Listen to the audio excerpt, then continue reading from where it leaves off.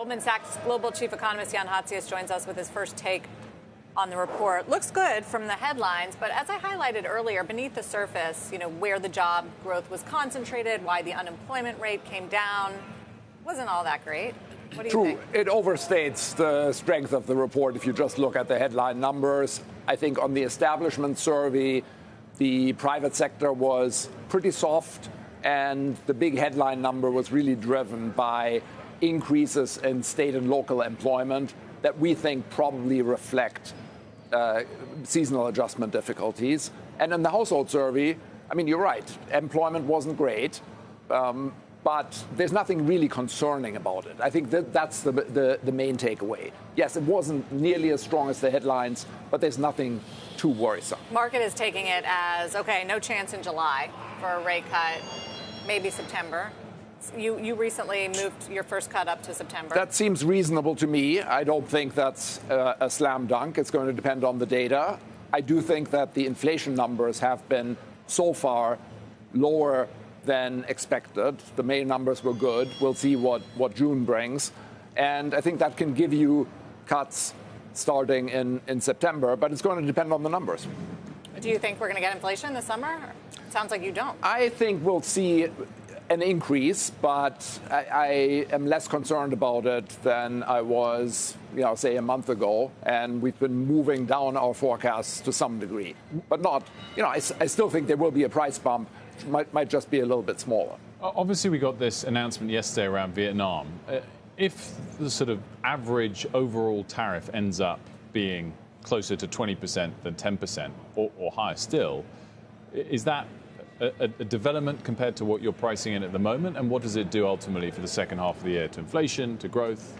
Yeah, our forecast for the increase in the effective average tariff rate has been 14 percentage points or thereabouts for the last couple of months. It's actually been reasonably stable. The details have kept changing, but the overall number, around 14, which would get you to a level of about 17%, because there were already some tariffs at the start of the year. That, I think, would be consistent with an economy that's still growing, but growing at a relatively slow pace. We have 1.25% on a fourth quarter to fourth quarter basis, but still in positive territory. So if you get lots of the big trading partners, Japan and the EU, coming in at 20%, that would be slightly incrementally bearish to you? Yes, that would lead us to increase that 14 percentage points. But it's also going to depend on how big the sector-specific tariffs are. Mm-hmm. We're building in 25% on a pretty expansive list of goods. And, of course, that's also uncertain because those investigations are ongoing. Mm-hmm. We're on the cusp of seeing a big tax and spending bill pass. What's the economic impact? And, if and when will we see it? And will it deliver on these growth targets that the president and Treasury Secretary Besson, for example, have? Well, it is fiscally expansionary in the sense that it cuts taxes by more than it cuts spending. And that's going to provide, a boost to growth, not so much in 2025, but in 2026. However, you have to look at that relative to the drag from tariffs. And that still leaves me comfortable with 1.25% for growth this year. I do think it's going to pick up back towards a trend rate in 2026.